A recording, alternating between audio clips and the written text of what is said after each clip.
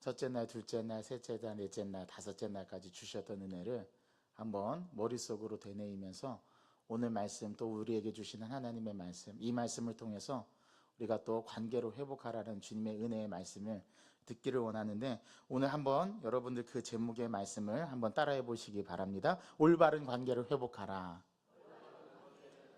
올바른 관계를 회복하라.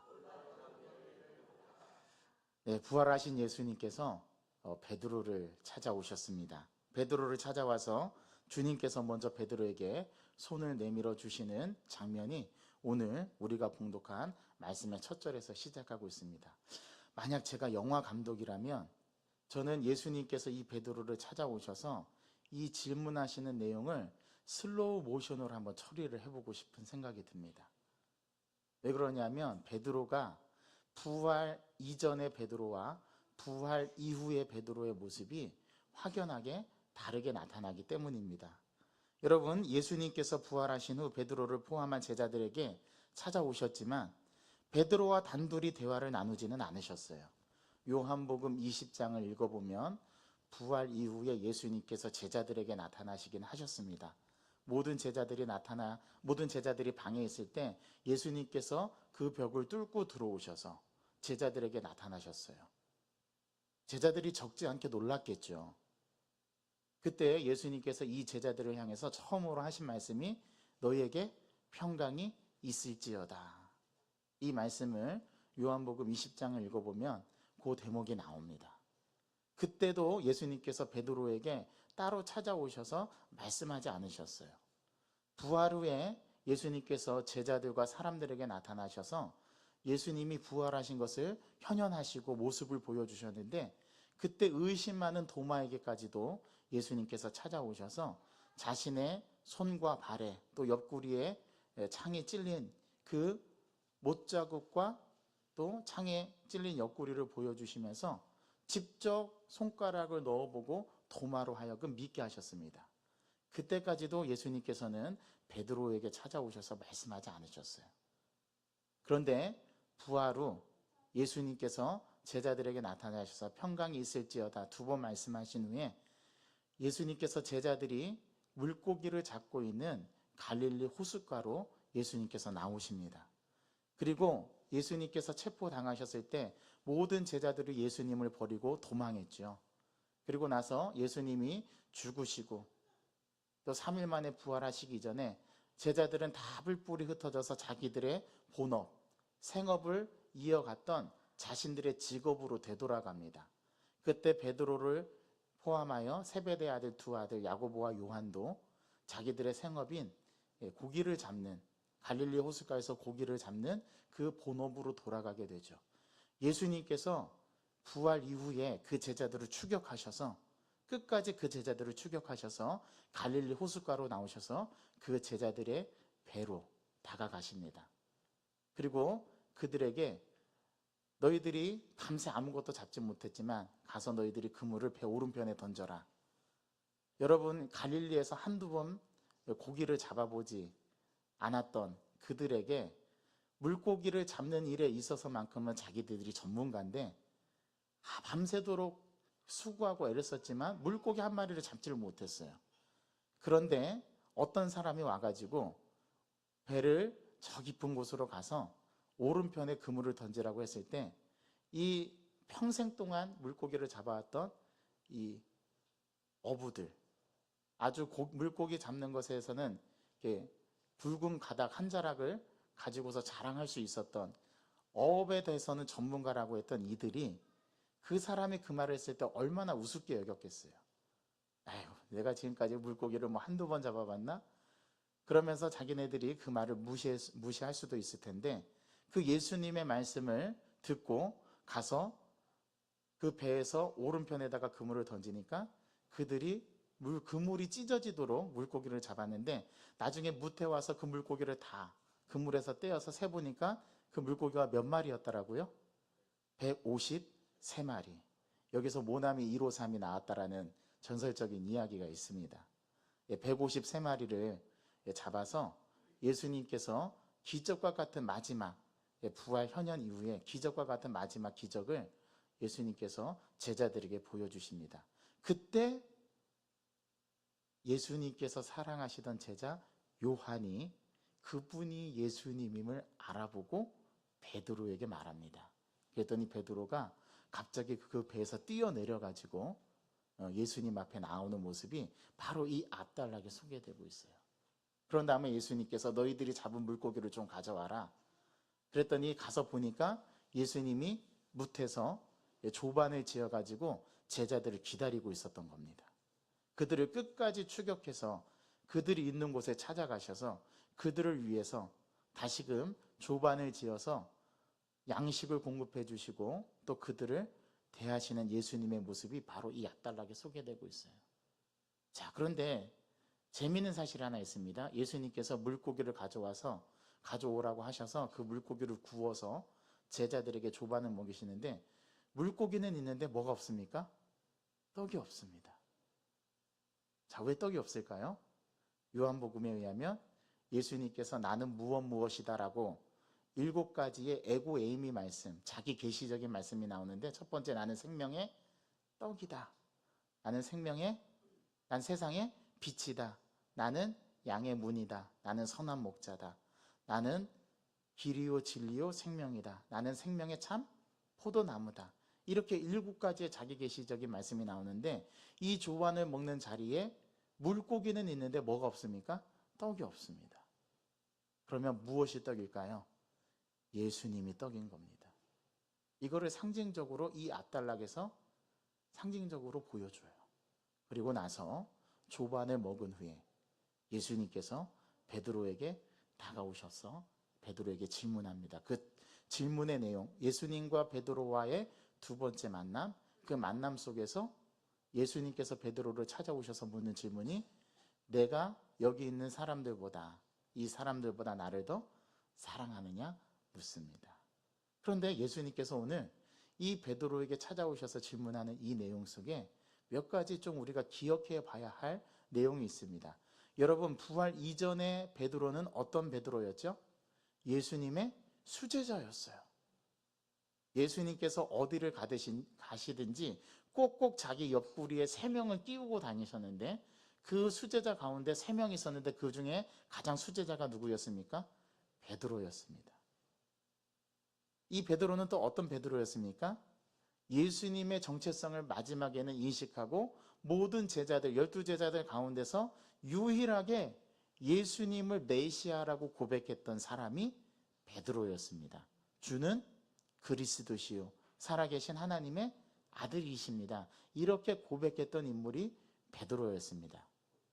자, 그때 그 베드로가 고백했을 때 예수님께서 아주 아이러니한 말씀을 하세요. 그래, 네가 참 잘하였다, 바요나 시모나. 네가 이렇게 내가 누구인지를 알게 하신 것은 하늘에 계신 하나님께서 알게 하신 것이다. 성령 하나님께서 너에게 그렇게 가르쳐 주신 것이다. 인정하시면서 예수님께서 곧 이제 자기가 체포되어서 대제사장들과 서기관들에게 고난을 받고 그 다음에 죽을 것을 예고하시고 그리고 죽은 후에는 3일 만에 다시 살아날 것이라는 것을 이 베드로에게 말씀해 주셨죠. 그때 베드로가 예수님을 향해서 어떤 행동을 보입니까? 아이고 주님, 절대로 그러시면 안 됩니다. 절대로 주님은 죽으시면 안 돼요 하면서 예수님을 붙들고 항변했다라고 마태복음에 나오는데 거기서 항변했다라는 말은 예수님께서 제자들을 꾸짖으실 때 사용했던 그 단어가 그대로 쓰였어요. 그러니까 어떻게 베드로가 예수님께 항변하면서 말했냐면 예수님을 꾸짖으면서 그렇게 예수님을 항변했던 인물이 베드로였습니다. 자기의 목숨을 다 버릴지언정 내가 주님을 배반하지 않겠다고 얘기했던 사람도 베드로였습니다. 그런데 실제로 예수님께서 십자가의 길을 걸어가시기 위해서 주님의 그 사명을 완수하기 위해서 진짜 대제사장들과 서기관들에게 넘겨져서 빌라도 법정에서 예수님께서 고난받으시고 매질을 당하실 때 그 빌라도 법정에서 그 광경을 함께 바라보고 있던 무리들 중에 베드로가 멀찍이 떨어져서 예수님께서 어떻게 그 일들을 당하시는지 멀리서 보고 있었는데 그 베드로 옆에 있던 계집 여종 하나가 당신도 갈릴리에서 예수와 함께 있었던 사람이 아닙니까? 라고 얘기를 했더니 그 베드로가 나는 예수라는 사람을 모르라고 부인을 했습니다. 한참 있다가 또 다른 계집종이 와서 당신은 예수님과 함께 있었던 사람이 맞는데요? 라고 하니까 베드로가 또 한 번 부인하면서 나는 저 사람을 모르는 사람입니다. 어찌 나를 그렇다고 말을 합니까? 이렇게 얘기했던 사람이 베드로였습니다. 그리고 또 한 사람이 와서 당신은 예수와 함께 있었던 사람이 맞지 않나요? 라고 했을 때 그 사람에게 예수를 심지어 저주하면서 나는 저 사람을 모릅니다. 라고 그 말을 딱 했을 때 그때 닭이 몇 번 웁니까? 3번 웁니다. 그 닭 우는 소리에 베드로가 예수님께서 자기에게 하셨던 말씀, 네가 닭 울기 전에 3번 나를 부인하리라 하셨던 그 말씀이 딱 생각나서 예수님을 딱 쳐다봤는데 예수님과 베드로의 시선이 딱 마주쳤어요. 어떤 느낌이었을까요, 여러분? 부활 이전에 베드로는 예수님을 몇 번 부인했습니까? 3번이나 부인했습니다. 마지막 부인할 때는 어떻게 했다고요? 심지어 예수를 저주하면서 부인했던 사람이 누구였습니까? 베드로였습니다. 그 부활하신 이후에 예수님께서 오늘 베드로에게 찾아오신 거예요. 그리고 베드로에게 묻습니다. 요한의 아들 시몬아, 네가 여기 있는 모든 사람들보다 나를 더 사랑하느냐? 우리는 개역 개정판은 그렇게 돼 있죠. 원어 그리스어 성경을 보면은 여기서 이 사람들보다라는 이 사람들이라는 지칭이 관계 대명사로 돼 있어요. 대명사로 돼 있는데 그 대명사는 물건을 지칭할 때 쓰이는 대명사로도 해석이 될 수 있습니다. 그러니까 이것들보다 네가 지금 중요하게 여기고 있는 네가 우선순위를 두고 있는 것보다 나를 더 사랑할 수 있겠느냐라고 그렇게 질문하는 것으로도 우리가 해석을 해볼 수 있습니다. 근데 우리 개역 개정판은 이 사람들보다 네 주변에 있는 사람들보다 나를 더 사랑하느냐 그렇게 예수님께서 물으셨어요. 그때 베드로의 대답이 어떠했다고요? 내가 주님을 사랑하시는 줄을 주께서 아시나이다. 여기서 사랑은 아가파오로 쓰였습니다. 아가페라는 단어가 쓰였어요. 자, 그런데 예수님께서 그 대답을 들으시고 내 양을 어떻게 하라고요? 치라. 내 양을 치라라고 돼 있나요? 내 양을 먹이라 라고 돼 있죠. 그리고 나서 예수님께서 다시 베드로에게 2번째 묻습니다. 요한의 아들 시몬아, 내가 나를 사랑하느냐? 자, 여기서 한 단어가 빠졌네요. 뭐가 빠졌죠? 이 모든 사람보다. 그 단어가 빠졌어요. 네가 나를 사랑하느냐? 2번째 물으십니다. 자, 2번째 물으시는 베드로에게 그 물음을 던졌을 때 베드로가 어떤 심경이었을까요? 자, 순간 주님께서 왜 이러시지? 이것을 왜 물으시는 것일까? 2번째 물으실 때는 뭔가 사뭇 다르다는 것을 느꼈을 겁니다. 그때 이 베드로가 똑같이 예수님께 대답하죠. 내가 주님을 사랑하시는 줄을 주께서 아시나이다. 그랬더니 예수님께서 내 양을 치라. 그리고 다시 3번째 베드로에게 물으시는데 요한의 아들 시몬아, 내가 나를 사랑하느냐? 자, 3번째 물으실 때는 베드로가 어떠했다고 성경에서 한 단어로 이 상황을 아주 잘 표현해주고 있는데 어떤 단어가 쓰였어요? 근심하여. 그 질문을 듣고 3번째 질문을 들었을 때는 근심했다고 얘기했습니다. 자, 여기서 근심했다라는 말을 그리스어 말로 풀이를 해보면은 불안하여 라는 말로 번역이 되어 있어요. 그리고 실제로 새 번역에 보면은 그렇게 번역이 되어 있어요. 불안해서 초조해서 예수님께 대답을 합니다. 뭐라고 대답합니까? 이번에는 조금 목소리가 베드로가 흔들렸을 것 같아요. 이거 주님, 내가 주님을 사랑하시는 줄을 주께서 아시나이다. 자, 왜 예수님께서 베드로에게 3번 질문했을까요? 네, 오늘 이것을 잘 이해하셔야지만 오늘 예수님께서 베드로를 어떻게 회복시키시는지, 그리고 예수님을 부인하고 저주까지 했던 그 베드로가 3번 부인하면서 저주까지 했던 그 상황 속에서 그 순간 예수님과의 관계가 완전히 깨져버렸죠. 그런데 부활 후에 그렇게 관계가 깨져 있던 베드로에게 예수님께서 찾아오셔서 이렇게 똑같이 3번 질문하시는 이유는 아마 예수님께서 베드로로 하여금 3번 부인했던 것을 기억나게 하심이 아니었을까. 왜냐하면 이게 베드로에게 있어서 가장 큰 상처였고 아픔이었고 그에게는 이것이 가장 큰 아킬레스건이었거든요. 내가 예수님을 부인하다니. 내가 왜 그랬을까? 내가 정녕 죽더라도 예수님을 배반하지 않는다고 그렇게까지 호언장담했었는데 내가 어찌 예수님을, 다른 제자도 아닌 내가 예수님을 부인했던가? 예수님께서 채찍을 당하시고 예수님께서 고난을 당하실 때 다구기 전에 3번 부인했을 때 마지막 심지어 저주까지 하면서 예수님과 눈이 마주쳤을 때 아마 베드로는 쥐구멍이라도 있으면 숨고 싶었을 겁니다. 자신이 한 과거의 이력이 있었기 때문에. 그런데 예수님께서 지금 그 베드로에게 찾아오신 거예요. 그 베드로에게 찾아오셔서 묻는 겁니다. 네가 정말 나를 사랑하느냐? 여러분 어떻게 생각하세요? 이 질문에 대해서 만약 여러분들이 베드로라면 어떻게 대답하실 수 있을 것 같습니까? 오늘 예수님께서 이 3번 질문한 이 상황, 이 성경 속에서의 상황은 우리와의 상황도 흡사하다는 것을 보여줍니다. 저와 여러분들도 이 세상을 살아가면서 삶을 살면서 여러 종류의 관계의 단절을 경험하고 있지 않습니까? 신앙생활을 잘하다가 시험이 들거나 또 교회 여러 가지 일로 시험이 들어서 믿음이 약해지고 하나님을 떠나게 되는 관계의 단절을 우리는 경험하게 되기도 합니다.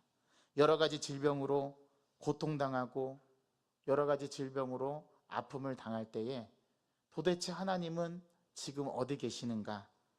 마치 하나님이 계시지 않는 듯한 경험을 우리는 또 하게 되면서 하나님을 찾기도 합니다. 그런데 하나님은 아무런 응답이 없으세요. 그때 여러분들은 무엇을 느끼십니까? 하나님의 부재를 느끼고 하나님과의 단절된 그런 느낌을 갖게 되죠. 과연 하나님은 계시는가? 하나님의 부재를 경험하기도 합니다. 욥처럼 원치 않는 가운데에 도무지 하나님께서 계시지 않는 듯한 그런 관계의 단절을 경험하기도 합니다. 부모와 자식 간의 관계의 단절도 경험하죠. 아주 사소한 것에서 서로 상처를 주고 받으면서 급기야 관계가 멀어지고 관계가 단절되어서 얼굴을 보지 않는 경우도 있습니다. 서로의 탓을 하면서 관계의 골은 더 깊어가고 결국에는 부모와 자식의 연을 끊는 사람들도 있습니다. 여러분, 부부관계도 마찬가지입니다. 신뢰에 금이 가고 서로 성격 차이라는 방패 뒤에 숨어서 결국은 결별을 선언하고 갈라서기도 합니다. 이게 우리의 현실이지 않습니까? 이 베드로가 당한 아픔과 우리가 일상에서 겪는 아픔도 별반 다르지 않아요. 사람과의 관계도 마찬가지고 친구들과의 우정의 관계도 마찬가지입니다. 가장 믿었던 친구, 신뢰했던 친구에게 배신당해서 큰 상처로 인해 마음 문을 닫고 아픈 가슴을 가지고 살아가는 사람들이 있죠. 아마 우리 교인 중에 그런 분들도 계실지도 모릅니다. 그런데 예수님도 그랬습니다. 예수님도 가장 믿었던 수제자에게 배신을 당하고 배반을 당하고 심지어 저주를 퍼붓는 것까지 들었던 분이 예수님이셨어요. 또 그런 일들을 행했던 사람이 바로 베드로 수제자였습니다.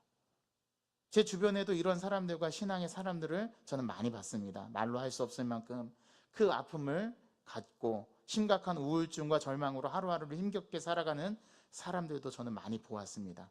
살 소망까지 끊어져서 경제적인 어려움을 당하고 심각하게 뒤틀린 마음의 왜곡으로 인해서 정상적인 사회생활이 힘들어지는 사람들도 저는 보았습니다. 마치 베드로처럼 제자들처럼 모든 관계가 끊어지고 이제 신앙도 믿음도 잃어버린 채 자기의 본래 자리로 돌아가서 고기잡이 어부처럼 그러한 처량한 삶의 모습으로 돌아가는 우리의 모습을 저와 여러분들은 발견하지 않습니까? 여러분, 삶을 살아오면서 늘 좋은 일만 있었던 건 아니죠. 여러분들도 고통을 겪고 힘든 일을 겪고 아픔을 겪고 그러면서 그 쓰라린 마음을 가지고 주님 앞에 나와서 토로할 때도 있지 않습니까? 이처럼 우리는 관계의 단절을 경험합니다. 지금도 경험하고 있고 앞으로도 경험하게 될 것입니다. 그렇다면 이 관계의 단절은 우리에게 어떤 영향을 미칠까요? 우리의 신앙을 좀 먹고 좀처럼 하나님께로 나아가지 못하는 걸림돌을 만들어 버립니다. 그래서 하나님 앞에 정상적으로 반응하지 못하고 하나님 앞에 우리가 정상적인 모습으로 살아가지 못하도록 만드는 장애물과 같은 것, 그것이 바로 관계의 단절에서 오는 영향이라고 말할 수 있어요. 하나님께서 살아계시다면 왜 나는 이런 일을 겪게 되는가라고 우리는 반문합니다. 그런데 사실 잘 생각해 보면 나만 이런 일을 겪는 것이 아닙니다. 우리 모두는 작고 크게 모두가 그런 관계의 단절을 경험하면서 살아갑니다. 그런 우리에게 오늘 주님은 말씀하십니다. 이 단절된 관계를 회복해야 한다고 말이죠. 그런데 관계 회복이 말처럼 쉽지가 않아요. 어떻게 해야 되는지 그 방법도 잘 모르겠어요. 그리고 그 관계의 단절이 있다라는 것까지는 나도 감지하고 알겠는데 도대체 그 원인이 어디에서부터 시작이 됐는지, 그리고 그것을 어떻게 극복을 해야 되는지, 그리고 관계의 단절에서 오는 그 수많은 영향을 나는 어떻게 헤쳐나가야 하는지 그 방법을 우리는 잘 모릅니다. 그래서 오늘 이 새벽에 우리는 하나님 앞에 간구해야 합니다. 하나님, 이 관계의 단절을 어떻게 우리는 회복해야 됩니까? 하나님께서 우리가 관계의 단절을 회복하기를 원하신다고 말씀하시는데, 그렇다면 우리가 그것을 어떻게 회복해야 될까요? 우리는 오늘 이 질문을 가지고 하나님 앞에 기도해야 하고, 또 하나님께서는 우리가 관계 회복을 하기를 원하십니다. 그게 하나님께서 우리에게 원하시는 바예요. 하나님께서는 저와 여러분들이 행복해지기를 원하세요. 하나님은 저와 여러분들이 불행해지는 걸 원하지 않으세요. 하나님은 오늘 이 새벽에 우리에게 큰 기쁨과 은혜를 주시기를 원하고, 그 은혜를 통해서 하나님과의 관계를 회복하고 사랑과의 관계를 회복하고 또 자연과의 관계를 회복하시기를 하나님은 진정으로 바라십니다. 그래서 오늘 여기에 우리들을 불러주신 거예요. 이렇게 깨어진 관계를 올바르게 회복하려면 어떻게 해야 될까요? 오늘 우리는 그것을 주님께 간구해야 하고 주님께 가르쳐 주세요. 어떻게 하면 우리의 깨어진 관계를 회복할 수 있죠? 물어야 합니다. 그리고 오늘 이 새벽에 하나님께서 이 본문을 통해서 우리에게 그 방법을 가르쳐 주시고 어떻게 하면 우리가 진정한 관계의 회복을 가져올 수 있을까? 이 단초와 이 해답을 오늘 이 본문을 통해서 제공받을 수 있어야 합니다. 여기에서 중요한 한 가지를 말씀드리자면, 우리 하나님은 저와 여러분들이 정말 행복하기를 원하신다는 것, 이거를 기억하시고요. 또 하나님은 저와 여러분들이 불행하기를 원하지 않으신다라는 것, 이걸 또 기억해야 되고요. 하나님은 저와 여러분들이 회복하기를 원하시고 온전한 관계, 끊어졌던 관계, 단절되었던 관계를 회복해서 다시금 온전한 하나님의 사람으로 우리가 그렇게 다시금 세워지기를 하나님은 원하세요. 그래서 오늘 이 마지막, 특세 마지막 날에 오늘 베드로를 찾아오셔서 끝까지 베드로를 추격하셔서 그 베드로의 상처를 주님께서 만지시고 싸매시고, 그리고 다시금 베드로를 세워주셔서 베드로가 어떠한 인생을 살아가야 할지를 오늘 예수님께서는 베드로를 찾아와서 가르쳐 주십니다. 그렇다면 먼저 우리는 누구와의 관계를 회복해야 할까요? 오늘 베드로와 예수님의 관계, 어떤 관계였습니까? 예수님께서 베드로를 어디를 가시든지 데리고 다니시면서 그를 가르치셨고 또 그를 사랑하셨고, 수많은 제자 가운데서도 특별히 예수님은 베드로를 더 끔찍히 사랑하셨어요. 그래서 변화산에도 베드로와 야고보와 요한을 데리고 가서 예수님께서 그 변화산에서 화한 모습으로 변하실 때도 베드로를 데리고 가셔서 그에게 자신의 변화된 모습을 체험하게 하시고 그 모습을 보여주시고, 또 베드로가 예수님을 올바르게 인식하고 알아갈 수 있도록 예수님께서 그렇게 해주셨던 인물이 베드로였습니다. 예수님의 수제자였고 또 스승처럼 모시고 예수님을 따라다녔던 인물이 베드로였습니다. 베드로가 가장 회복해야 되는 것은 바로 예수님의 관계였던 거예요. 그가 아픔을 지니고 부활하신 후에 예수님께서 베드로를 찾아오셨다라는 거, 여기에서부터 진정한 회복이 시작된다라는 것을 오늘 성경 말씀은 우리에게 보여줘요. 그렇다면 먼저 우리도 누구와의 관계를 회복해야 할까요? 저와 여러분들도 당연히 하나님과의 관계를 먼저 회복하셔야 합니다. 그리고 그런 이후에 우리는 사랑과의 관계도 회복할 수 있고 또 자연과의 관계도 회복할 수 있습니다. 하나님 관계가 회복되어야만 그 다음 단계의 관계가 회복이 됩니다. 오늘 본문에서 베드로에게 찾아오신 주님께서는 베드로를 회복시켜 주십니다. 깨어진 관계를 다시금 이어주시고 여기에 베드로가 한 것은 아무것도 없습니다. 예수님께서 베드로에게 찾아오셨고 베드로에게 질문하셨고 그 질문을 통해서 베드로가 스스로 깨닫게 하시고 또 오늘 예수님께서 사랑하느냐라는 이 질문을 통해서 다시금 베드로로 하여금 자신의 상처와 아픔을 치유하게 하시면서 오늘 다시금 소명을 베드로에게 허락하시는 모습이 오늘 이 본문 가운데 드러내고 있어요. 저와 여러분들도 다시금 하나님 앞에서 끝까지 나를 추격해서 끝까지 내가 있는 이 자리까지 찾아오셔서 나에게 손을 먼저 내미시는 그 예수님을 여러분들이 발견하실 수 있어야 합니다. 예수님과의 관계 회복이 베드로에게는 가장 먼저 중요했습니다. 예수님께서는 이 사실을 가장 먼저 아셨죠.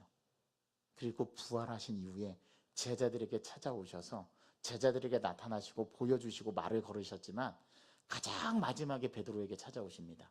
왜 예수님께서 이런 퍼포먼스를 보여주시는 걸까요? 가장 먼저 베드로에게 찾아와 주시면 안 되는 것이었을까요? 또 수제자였잖아요. 예수님께서 가장 아끼고 사랑하셨던 제자였는데 그 사랑하시는 제자에게 먼저 오셔서 먼저 베드로를 회복시켜 주셨으면 얼마나 좋았을까. 그게 우리의 생각이었는데 예수님은 그러지 않으셨어요. 가장 마지막에 가장 베드로에게 오셔서 아마 베드로는 초조했을 겁니다. 부활하신 이후에 예수님께서 너 왜 그때 나를 부인했어?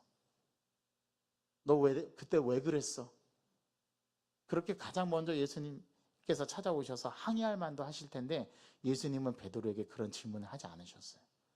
지금 오늘 우리가 봉독한 본문에서도 왜 너는 나를 배반하냐라고 묻지 않으시고 네가 나를 사랑하느냐 라고 물으셨던 거예요. 그 사랑의 물음 앞에 베드로는 무너지고 맙니다. 그리고 나서 예수님은 3번의 묻는 과정을 통해서 처음에 첫 번째로 예수님을 부인했던 그 베드로의 장면을 본인 스스로 떠올리게 하시고 두 번째 네가 나를 사랑하느냐 물으실 때에 두 번째 부인했던 자기의 모습을 바라보게 하시고 세 번째 네가 나를 사랑하냐 물으셨을 때 베드로가 어떻게 했다고요? 불안하고 초조한 마음으로 주님, 내가 주님을 사랑하시는 줄을 주님께서 아시지 않습니까? 라는 대답을 하게 하심으로써 예수님께서는 베드로의 이 아픈 상처를 완벽하게 치유해 주십니다. 이때 베드로가 한 것은 아무것도 없어요. 이거를 다른 말로 표현하면 은혜라고 하는 거예요. 베드로가 어떻게 관계가 회복되었습니까? 은혜로 회복되었습니다. 이렇게 하나님과의 관계가 먼저 회복되어야지만 그 다음에 다음 단계도 회복이 됩니다. 그 다음 단계는 사랑과의 관계 회복이죠. 하나님과의 관계가 회복되지 않으면 사랑과의 관계는 회복되지 않아요. 왜냐하면 가장 근본적인 회복이 이루어지지 않았기 때문입니다. 그냥 하나님과의 관계가 회복되지 않았는데 어떤 경우에는 사랑과의 관계가 회복되어 가는 것처럼 보여질 때가 있어요. 그런데 마지막에는 결정적인 순간에 회복이 이루어지지 않아요. 그래서 하나님과의 관계 회복이 먼저 중요한 겁니다. 그 다음에 하나님께서 사랑과의 관계를 회복하게 인도해 주십니다. 예수님께서 어떻게 베드로를 회복시켜 주셨습니까? 예수님께서 찾아가셔서 회복시켜 주셨죠. 마찬가지로 우리는 사랑과의 관계를 회복하기 위해서 예수님께서 베드로에게 찾아와 그 베드로를 회복시킨 것처럼 그 회복을 받은 우리는 다른 사람과의 관계를 회복하기 위해서 예수님처럼 어떻게 해야 된다고요? 찾아가야 합니다. 나와 관계가 끊어진 사람, 나와 관계가 단절된 사람을 찾아가서 먼저 예수님처럼 손을 내밀고 그 사람에게 가서 똑같이 이 질문을 던져야 돼요. 이래야 너는 나를 사랑하느냐? 여보, 당신은 나를 사랑합니까? 라고 이 질문을 먼저 손 내밀어줘야 되는 거예요. 그래야 관계 회복이 이루어집니다. 역시 그 사람도 무엇을 경험할까요? 은혜를 경험하게 되겠죠. 나는 아무것도 노력한 것이 없는데 그 사람이 먼저 나에게 찾아와서 나에게 손을 내밀어 주는 것. 예수님께서 하신 방법을 우리가 똑같이 해야 진정한 관계 회복을 이룰 수 있다는 것을 예수님이 몸소 보여주신 거예요. 그래야 사랑과의 관계가 회복이 되어집니다. 이렇게 사랑과의 관계가 회복되었다면 그 다음에 회복되어야 할 것은 우리 사람과 자연과의 관계가 회복되어야 합니다. 이 관계도 먼저 어느 쪽에서 다가가야 될까요? 인간 쪽에서 다가가야 됩니다. 왜냐하면 자연은 스스로 정하는 능력이 있거든요. 그런데 우리 인간은 스스로 정하는 능력이 현저하게 떨어져요. 그래서 인간이 찾아가야 되는 거예요. 왜냐하면 그렇게 인간이 찾아가야지 스스로 자정 능력을 가지고 있는 자연이 어떻게 회복이 일어나는가를 눈으로 직접 관찰할 수 있기 때문입니다. 그래서 인간 쪽에서 먼저 다가가서 관계를 회복해야 합니다. 생태계가 정상적인 기능을 할 수 있도록 우리 크리스천들이 실천할 수 있는 모든 가능한 일을 해야 하는 거예요. 어제 말씀드린 것처럼 인산화탄소를 줄이기 위해서 자가용을 하루 쉬게 하는 것도 관계를 회복하는 것 중에 하나입니다. 또 일회용 플라스틱이나 컵을 줄이는 것도 관계를 회복하는 일입니다. 세제를 적게 쓰고 환경과 생태계를 보존하기 위한 쓰레기 분리수거도 자연과의 관계를 회복하는 데에 먼저 손을 내미는 거라는 거죠. 이렇게 먼저 하나님과의 관계 회복이 이루어져야 되고, 두 번째 사랑과의 관계 회복이 이루어져야 되고, 세 번째 우리를 둘러싸고 있는 환경, 자연과의 관계 회복도 이루어져야 합니다. 그렇게 돼야지만이 우리가 진정한 회복을 이루어가는 것이라고 오늘 성경은 가르쳐줘요. 오늘 잘 보십시오. 베드로가 예수님과의 관계가 회복되니까 베드로가 누구에 대해서 질문하냐면 예수님께, 저기 저 옆에 있는 예수님께서 사랑하시던 제자 저 요한은 어떻게 되겠습니까? 오늘 베드로가 예수님께 질문합니다. 이제 질문이 바뀌었죠. 처음에는 누가 찾아와서 질문했어요? 베드로에게 찾아와서 예수님 질문했어요. 이제는 그 질문의 주체가 바뀝니다. 누가 질문을 하게 되죠? 베드로가 질문합니다. 저 사람은 어떻게 되겠습니까? 그때 예수님께서 하신 말씀, 그 사람이 어떻게 될지는 그 사람 소관이고 너는 나를 어떻게 하라고요? 따르라. 다시금 소명을 불러일으켜줘요. 다시금 회복시켜 주셔요. 예수님께서 처음에 베드로를 부르셨던, 그 갈릴리 호숫가에서 부르셨던 베드로와 안드레를 부르시고 야고보와 요한을 부르셨던 것처럼 너는 나를 따르라 다시금 불러주십니다. 제2의 소명인 거죠. 그 제2의 소명을 언제 주셨다고요?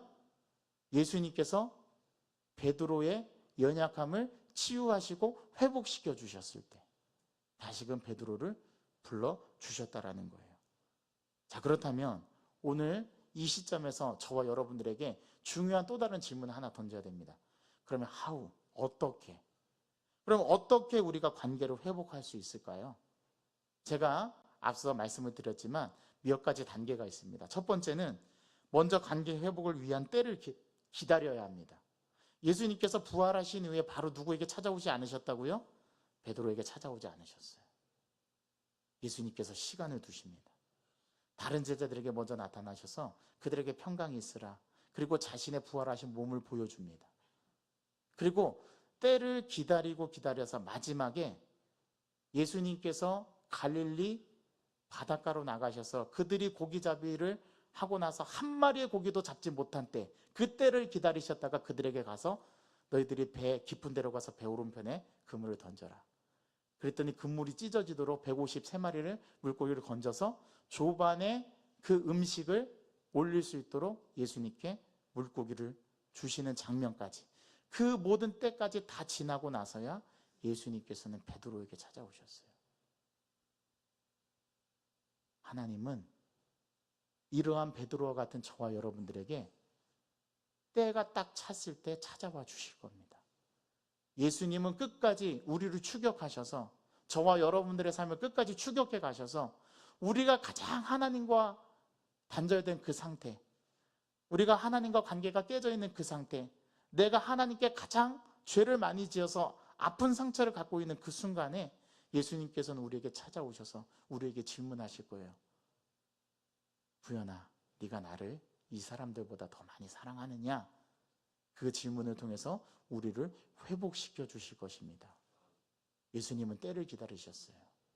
우리도 관계 회복을 이루기 위해서는 우리가 때를 기다려야 합니다.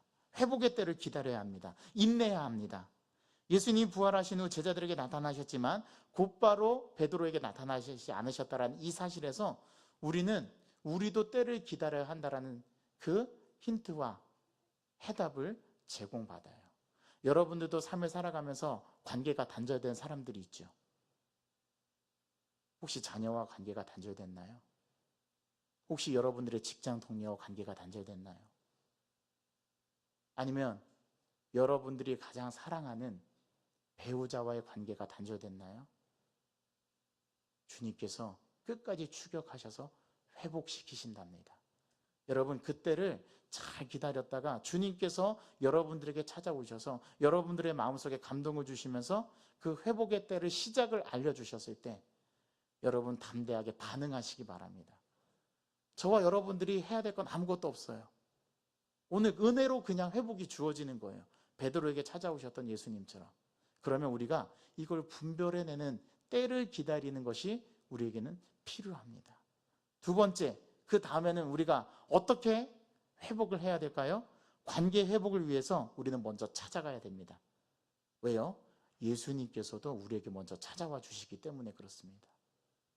여러분들도 관계가 단절된 사람을 향해서 여러분들이 찾아가셔야 합니다. 그리고 그들에게 먼저 손을 내밀고 그들을 용서하고 그들을 이해하고 그들을 받아주는 것. 그 사람의 가장 아픈 곳을 찾아가서 여러분들이 그 상처를 어루만져 주면서 위로하고 격려하고 지지해 주면서 그 사람이 그 상처를 극복할 수 있도록 여러분들이 먼저 찾아가 주셔야 합니다. 그리고 여러분들이 먼저 손을 내밀어 주셔야 합니다. 이게 예수님께서 베드로를 회복시키셨던 방법이셨어요. 이 방법을 우리에게 가르쳐 주시는 겁니다. 어떻게 하면 관계를 회복할 수 있는지를 보여주시는 거예요. 그리고 네 번째, 어떻게 해야 됩니까? 가장 아프고 연약한 부분을 여러분들이 가서 만져주어야 합니다.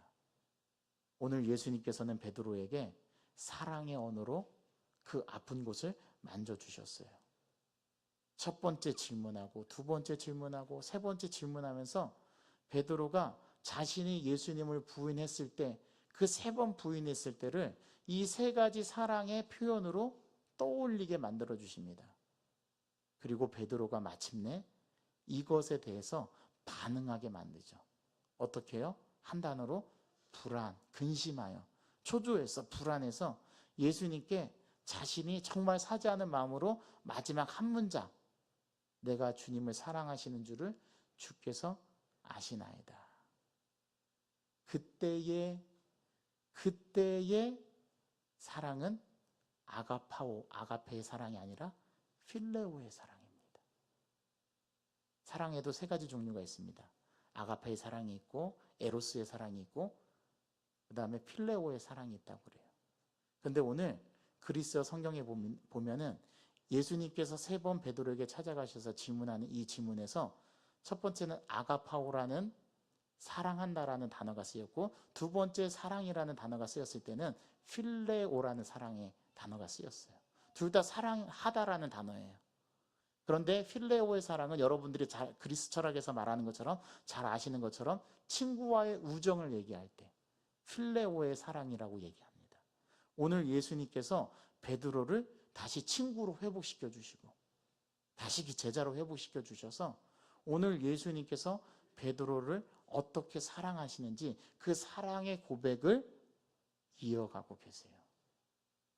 그래서 베드로의 가장 깊은 곳에 있는 상처를 어루만져 주시면서 그 상처를 극복해내도록 예수님께서 도와주십니다.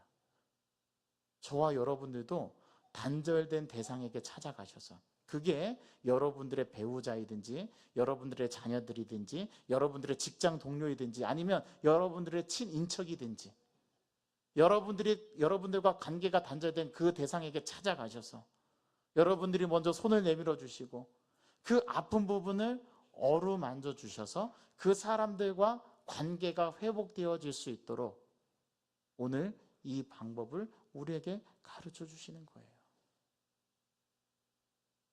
어떠한 사람이 있었습니다. 그 사람이 어렸을 때 부모님에게 받은 상처 때문에 성장하면서 더 골이 깊어지고 결국에는 부모와 등을 지고 살아가게 되었습니다. 너무나 그 상처가 아팠던 거죠. 그런데 어느 날 이 사람이 용기를 내서 부모를 찾아갑니다. 찾아가서 그 부모에게 내가 사실은 어렸을 때 아버지에게 이러한 상처를 받아서 아버지의 골이 깊어졌습니다. 저는 아버지에게 다른 거 원하지 않습니다. 아버지가 그때 저에게 상처를 주었던 것에 대해서 저는 아버지가 저에게 미안하다는 말, 그 말 한마디를 듣고 싶어서 찾아왔습니다. 그때 그 아버지가 그 이야기를 듣고 그 아들에게 그래, 내가 아들아 잘못했다. 내가 그때는 참 너의 그 마음을 내가 헤아리지 못했구나. 그러면서 그 아들에게 무릎을 꿇고 사죄합니다. 그때 그 아들의 마음은 스스럼 없이 녹아지고 아버지를 용서하게 되죠. 그 사람이 누구였냐면 바로 저였습니다. 저는 성장하면서 아버지로부터 받은 상처가 너무 많았어요. 그래서 저는 아버지에 대한 부정적인 자화상이 있었어요. 왜냐하면 아버지는 너무 유교적이었고 너무 가부장적이었고 너무 그 권위의 힘으로 저의 성장하는 그 시절에 가장 부모에게 사랑받고 가장 부모와 대화를 많이 하고 가장 부모와 자녀 간의 이해관계가 깊어지는 그 사춘기 시절에 저는 아버지로부터 받은 상처가 너무 많았습니다. 그래서 저는 아버지와 대화를 단절했어요. 그리고 누구와 소통하고 누구와만 이야기했냐면 저는 어머니와만 소통하고 이야기를 했습니다. 만약 어머니도 그렇게 받아주지 않았다면 저는 벌써 곁길로 나가도 나갔을 겁니다. 그런데 하나님께서 저의 마음의 중심을 지켜주셔서 어머니와는 속에 있는 얘기를 할 수 있게 저의 성장 과정에서 어머니를 든든한 저의 후원자요, 친구로 만들어주셔서 그 사춘기 시절을 극복해 가면서 저는 성장해 갔어요. 하지만 아버지와 관계는 회복되지 않았습니다. 그러나 제가 성장해서 신학교에서 훈련 받을 때 제 마음에 쓴뿌리가 있다는 것을 저의 상담학 교수님이 저의 그 쓴뿌리를 발견해 주셨고 그것에 대해서 해결할 수 있도록 도움을 주셨는데 저에게 어떤 지침을 주셨냐면 네가 먼저 부모님에게 찾아가라. 부모님이 너에게 찾아와 주기를 기다리지 말고 네가 찾아가라. 저에게 그렇게 말씀해 주셨어요. 제가 용기를 내서 부모님한테 찾아가는 겁니다. 그때 아버지에게 찾아갔을 때 아버지의 얼굴을 마주대고 그 눈을 바라봤을 때 저는 아버지의 두 눈을 똑바로 쳐다볼 수가 없었어요. 왜냐하면 저는 아버지에게 굉장히 위축되었었거든요. 그런데 용기를 내서 아버지의 두 눈을 바라보고 저의 상처받은 그 사실을 고백했을 때 아버지가 그걸 받아주셨습니다. 그 이후로부터 아버지의 관계가 저는 완전히 회복이 되었어요. 지금은 아버지와의 관계가 너무 좋아요. 찾아가셔야 됩니다. 찾아가셔서 나에게 그 상처를 준 사람을 용서하고 그 사람의 가장 약한 그 부분을 여러분들이 만져주셔서 어루만져 주셔서 그 아픈 상처를 회복할 수 있도록 여러분들이 실마리를 풀어주셔야 됩니다. 그 주도권은 누구에게 있냐면 저와 여러분들에게 있는 거예요. 왜냐하면 예수님께서 그 주도권을 보여주시고 우리에게 허락해 주셨기 때문입니다. 가장 아프고 연약한 부분을 여러분 찾아가서 만져주셔야 되는 거예요. 마지막으로 어떻게 우리가 이 관계를 회복할 수 있을까요? 마지막 6번째 그 방법, 비법은 은혜로 관계를 회복해야 한다는 것입니다. 은혜로. 은혜가 아니면 진정한 관계 회복이 어렵습니다. 오늘 예수님께서 베드로에게 내가 나를 사랑하느냐라고 3번 물으신 것은 첫째 요한복음 13장 37절에서 베드로의 말과 관련이 되는데요. 요한복음 13장 37절에 보면 내가 지금은 어찌하여 따라갈 수 없나이까 주를 위하여 내 목숨을 버리겠나이다 라고 베드로가 말했던 그 요한복음 13장 37절에 첫 번째 그 근거를 두고 있고요. 두 번째 베드로가 3번 내가 나를 사랑하냐라고 물음을 받은 것은 그가 3번 부인한 것과 관련이 있다라고 말씀을 드렸습니다. 부활하기 전에 예수님께서 붙잡히시고 대제사장들과 서기관들에게 넘겨져서 고난과 순환을 당하실 때 베드로는 예수님을 3번 부인한 아픔의 마음에 상처가 있었죠. 그 상처를 어떻게 치유해 주시는가 하면 예수님께서 은혜로 치유해 주셨어요.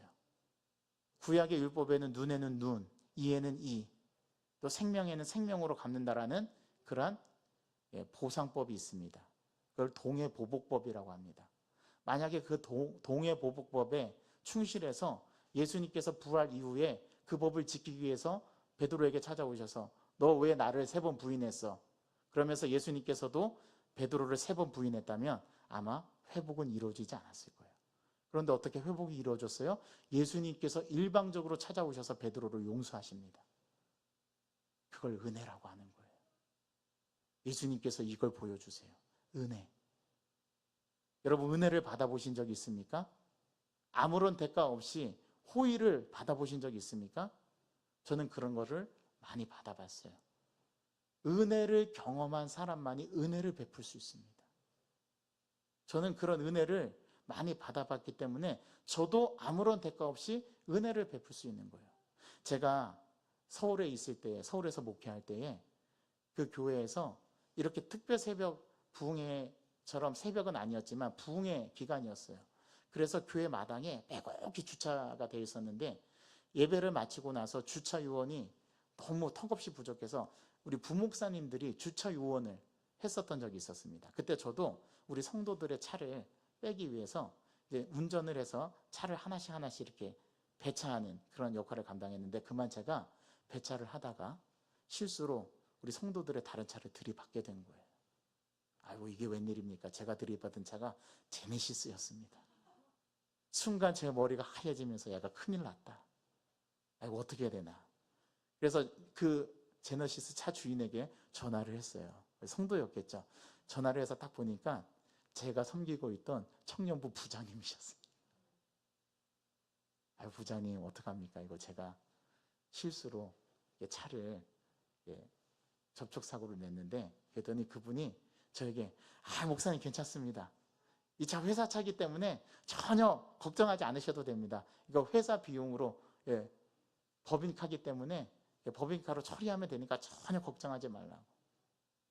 제가 그런 은혜를 한번 경험했던 적이 있어요. 아마 수리 비용이 거의 한 몇백 나오셨을 거예요. 아마 제 생각으로는. 쫙 긁었거든요. 제가. 저도 그거 처음 경험했던 거예요. 사고를 그렇게 제가 다른 사람의 차를 그렇게 긁어본 거는 처음입니다. 그런데 제가 부산에 내려와서 안락교회에서 심우할 때 그 안락교회에서도 역시 주일날 난예배였었어요. 갑자기 예배를 드리고 있는데 전화가 온 겁니다. 전화가 와서 내려가서 확인해 보니까 그 안락교회 성도님 중에 한 분이 제 차를 그 범퍼를 들이봐서 범퍼가 아작이 났어요. 그분이 너무 죄송해하면서 여자 집사님이셨는데 너무 저한테 미안하면서 저한테 이 차를 수리하고 그 수리 비용을 자기한테 알려달라. 자기가 이 차를 수리하겠다고. 근데 그때 그 집사님이 그 말씀하실 때 갑자기 제가 그 전에 서울에서 경험했던 그 은혜를 받았던 경험이 딱 떠오르면서 저도 그분에 대해서 그런 은혜를 베풀 수 있는 그런 마음이 생기더라고요. 그래서 집사님 걱정하지 마시라고. 이거 보험으로 처리하면 된다고. 그래서 보험으로 처리를 했어요. 근데 그분이 너무 미안해 하시면서 그분이 평생도록 그 은혜를 잊지 못하겠다라고. 지금도 저에게 연락이 옵니다. 그때 너무 감사했다고. 여러분 은혜를 받아본 사람이 은혜를 베풀 수 있습니다. 저와 여러분들은 은혜를 받은 자이지 않습니까? 그래서 먼저 여러분들이 가셔야 되는 거예요. 여러분들이 다가가셔서 은혜를 베푸셔야 되는 거예요. 그 사람을 용서하고 그 사람의 아픈 부분을 만져주면서 그 사람과 단절된 관계를 회복시켜 나가는 것. 이게 예수님께서 보여주신 관계 회복의 중요한 원리입니다. 베드로에게 이 모습을 보여주세요. 여러분 유일하게 4개의 복음서 가운데 예수님께서 부활 이후에 나타나셔서 베드로에게 찾아오셔서 이 3번의 질문을 한 건 요한복음밖에 안 나와요. 왜 그런데 요한복음은 이것을 기록했을까요? 바로 부활하신 이후에 예수님께서 끝까지 그의 제자들을 추격하셔서 그들에게 관계를 회복시켜 주시고 그들의 사명을 불러일으키셔서 이제 승천하신 이후에 예수님이 없을 때에 그 예수의 사역을 승계해서 이제 예수가 하는 역할을 누가 해야 된다라고 그 역할을 승계해 주시는 거예요? 제자들에게. 그래서 예수님께서 그 제자들을 끝까지 추격하셔서 그 갈릴리 호숫가로 나아가셔서 그들을 다시금 회복시켜 주시는 이 일들을 예수님께서 하신 겁니다. 그리고 우리에게 보여주시는 거예요. 우리도 이렇게 관계를 회복하라고 그 비결과 그 원리를 깨우쳐 주시는 겁니다. 우리는 관계 회복이 잘 안 된다면, 우리가 그런 용기가 없다면 딱 한 가지를 기억하시면 돼요. 하나님이 나를 어떻게 사랑하시고 나에게 어떤 은혜를 베풀어 주셨는가. 죽을 수밖에 없는 나를, 그 아들을 대신해서 죽여주심으로 인해서 나를 선택하시고 나를 사랑해 주시는 그 아들의 생명값과 바꾸어서 나에게 어떤 은혜를 베푸셨는가. 그거를 생각해 보면 우리가 용서 못할 사람이 없고 우리가 은혜를 베풀지 못할 대상이 없습니다. 문제는 내가 그러한 은혜를 완벽하게 깨닫고 느끼지 못하기 때문에 우리가 회복이 어려운 거예요. 오늘 이 회복의 비결을 여러분들이 깨닫고 진정으로 모든 관계를 회복할 수 있는 저와 여러분 되시기를 바랍니다. 그리고 오늘 기도할 때 여러분들 각자가 단절된 관계가 다 달라요. 다 동일하지 않습니다. 오늘 기도할 때 그 관계가 단절되었던 것을 회복하게 해달라고 기도하시기 바랍니다. 자녀와의 관계가 단절됐으면 자녀와의 관계를 회복해 달라고 하나님 앞에 은혜를 베풀어 달라고 기도하십시오. 간절히 기도하세요.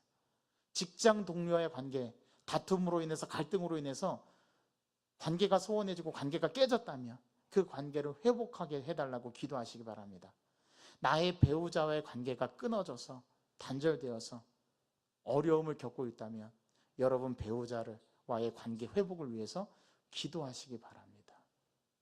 여러분과 끊어진 모든 관계를 오늘 이 새벽에 회복할 수 있는 그 길을 하나님께서 열어주시고 하나님께서 여러분들을 끝까지 추격하셔서 여러분들의 그 깨어진 관계를 회복해 주실 줄 믿습니다. 여러분 이걸 믿으시기 바랍니다. 믿는 자에게는 능히 하지 못할 일이 없다라고 말씀하셨거든요. 오늘 그 예수님을 굳게 부여잡고 오늘 관계 회복을 위해서 하나님 앞에 부르짖는, 그리고 온전한 관계 회복을 통해서 우리가 건강하고 우리가 성숙한 그런 하나님의 자녀로 여러분들이 세움을 잇는 오늘 이 새벽 시간이 되기를 간절히 소망합니다.